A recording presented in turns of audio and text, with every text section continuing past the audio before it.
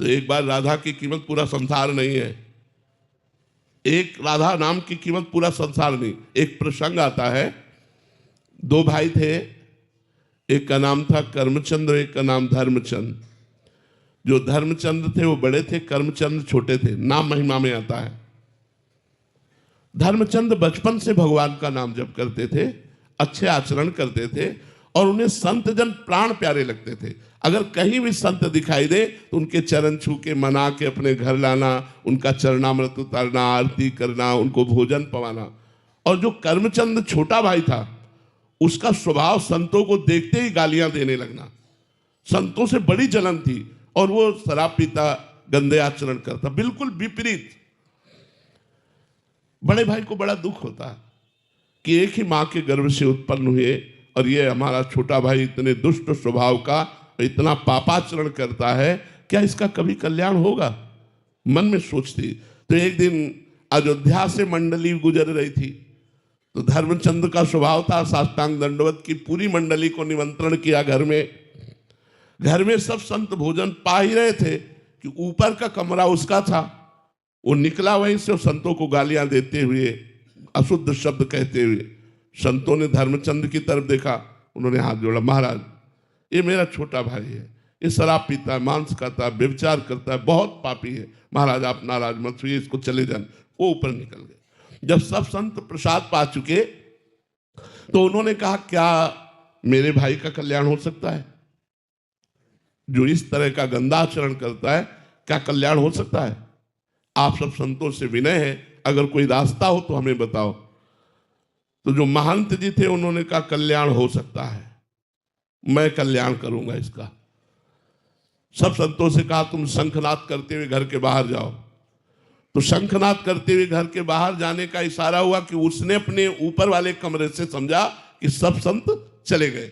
और वो महंत जी जाके दरवाजा खटखटाए तो उसने समझा भाई है, तुरंत दरवाजा खोल। जे ही खोला तो तगड़े तंदुरुस्त थे, उठाया और पटक दिया उसको और उसकी छाती में चढ़ के बोले, राम बोल राम। अब वो शराबी आदमी घबरा गया कि अभी इतना तगड़ा महात्मा अगर बैठा रहा तो श्वास रुक जाएगी। तो उसने कहा, राम राम।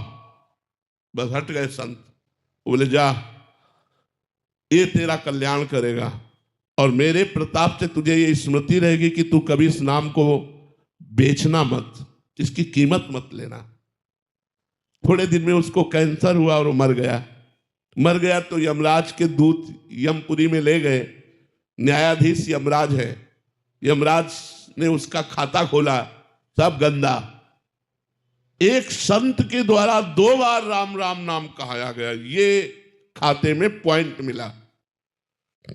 अब वो यमराज की खोपड़ी चकरा गई कि 2 बार राम राम का फल इसे क्या दे। उसी जीवात्मा को बुलाया और कहा, बोलो तुमने 2 बार जीवन में राम राम बोला, इसका फल क्या चाहते हो? तो उनका पहले फल तो बताओ, इसका क्या होता है? भाई एक गलती मैं भी कर चुका हूँ। सोचा बाइक ले लूं ईएमआई पे। ईएमआई छोटी लग रही थी, सिर्फ 25 रुपए महीने की। मैंने बोला इजी है, लेकिन जब पूरा बताओ इसका क्या होता है?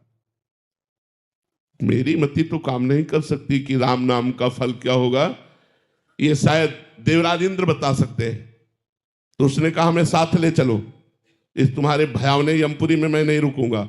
उसे देवराज की पुरी स्वर्ग में ले गए।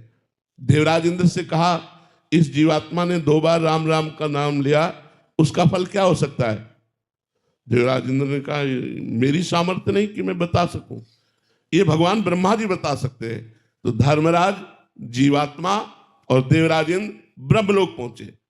ब्रह्मा जी से पूछा कि इस जीवात्मा ने जीवन भर पाप किया, केवल संत के कहलाने से 2 बार राम राम बोला, इसका क्या फल होगा?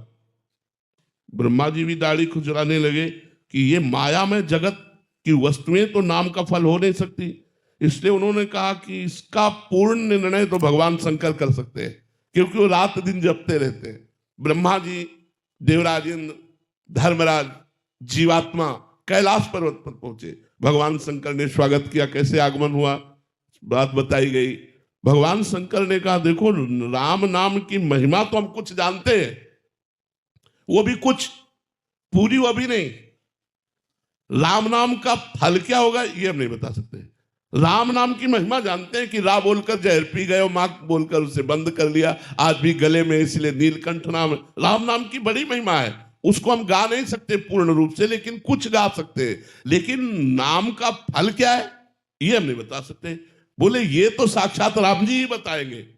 अब वो जीवात्मा धर्मराज, देवराज, ब्रह्मा जी, भगवान शंकर साकेतपुरी पहुंचे सिया राम जी के पास।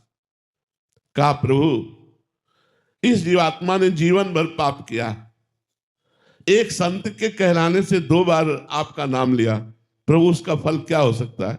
भगवान ने कहा उसे लाओ और मेरी गोदी में बैठा लो। उस जीवात्मा को गोदी में बैठा ला और कहा देखो फल तो मैं भी नहीं बता सकता, कहाँ लगी नाम बढ़ाई, राम न सकहि नाम गुण गाई। लेकिन फल प्रत्यक्ष देख लो कि ये जीव घोर नरकों को भोगता, 2 बार राम राम कहा तो मेरी गोदी में आके बैठ गया, ये फल है। भगवान के नाम का फल ये संसार नहीं हो सकता। तो ये बात कि हम नाम जब खर्चा कर रहे तो नाम जब अविनाशी हो, खर्चा होने वाला नहीं। हाँ ये जरूर है कि हम भूल से असरफी को दे करके और नमक खरीद रहे हैं, ये गलती ना करें। अगर हम अपने नाम को बेचे ना तो हमारा नाम सब कुछ प्रदान करवा देगा, विपत्ति हटा देगा, धन ऐश्वर्य प्रदान कर देगा, सुख शांति दे देगा। 2 बार राम राम कहने से नरक से बच गया, और आप सैकड़ों बार राधा राधा जपते आपको नरक जाना पड़ेगा, सवाल नहीं उठता। इसलिए आप निर्भय रहिए। हाँ नाम जितना अधिक से अधिक जप पावे और उसे बचा पावे, तो अपने नाम को भगवान की बैंक में जमा करो। नाम को भगवान की बैंक में कैसे जमा किया जाता है? जैसे हम 1 घंटा नाम जप किए, नाम जपने के बाद कृष्णार्पणमस्तु, वो भगवान के बैंक में गया।